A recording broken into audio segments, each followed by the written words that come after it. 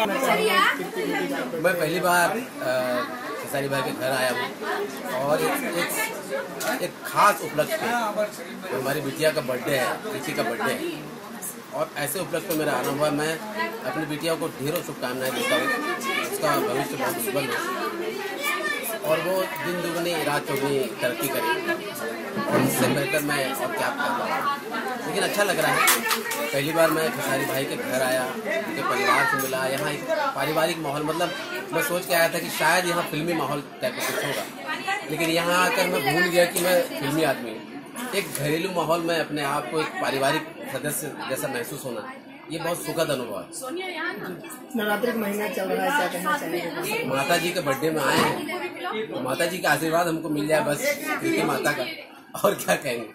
हमारी शुभकामनाएं हैं कृति को, माता रानी उसके ऊपर आशीष पूरा बनाए रखे, वो सुखी रहेगा।